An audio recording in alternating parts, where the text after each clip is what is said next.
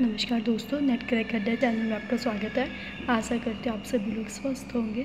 तो दोस्तों, आज जो मैं यूनिट स्टार्ट करने वाली हूँ उसका नाम है फाइनेंशियल मैनेजमेंट। ठीक है जी, आज जो हम स्टार्ट करेंगे फाइनेंशियल मैनेजमेंट यूनिट से स्टार्ट करेंगे। आज जो बेसिकली हम बेसिक कंसेप्ट इसके डिस्कस करेंगे। ठीक है, सबसे पहले हम पढ़ते हैं meaning of financial management. Financial का मतलब पैसा, मैनेजमेंट मतलब मैनेज करना, कि हमें क्या करना है अपने ऑर्गेनाइजेशन के अंदर जो भी हमारे पास पैसा है उसको मैनेज करना, मतलब कि जहाँ पर जितनी ज़रूरत है उस हिसाब से पैसा लगाना।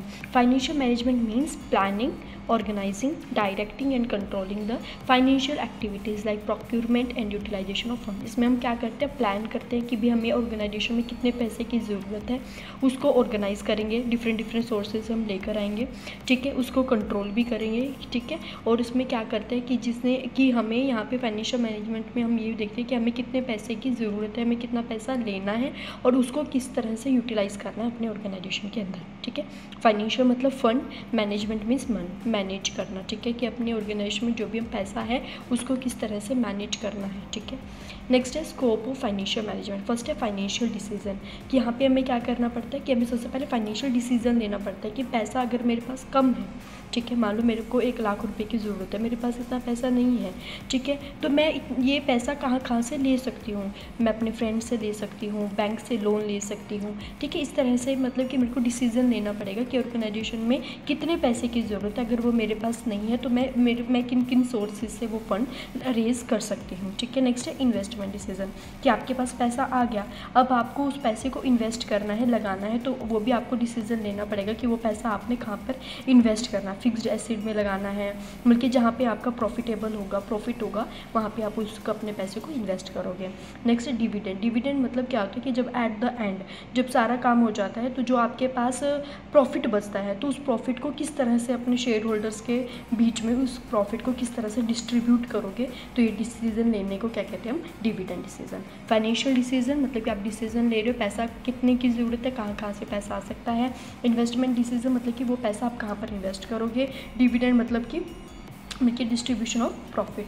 ऑब्जेक्टिव क्या है फाइनेंशियल मैनेजमेंट का, to ensure regular and adequate supply of funds, कि आपके पास ये एंश्योर करना कि आपके पास जो फंड हो वो फंड की जो सप्लाई हो वो रेगुलर बेसिस पे हो। क्योंकि क्या होता है कि ऑर्गेनाइजेशन के अंदर देखो डेली एक्टिविटीज़ चल रही हैं तो उसके लिए आपको पैसे की ज़रूरत पड़ेगी, तो आपके पास एक अप्रोप्रिएट अमाउंट होनी चाहिए अपने ऑर्गेनाइजेशन के अंदर डेली एक्टिविटीज़ को करने के लिए।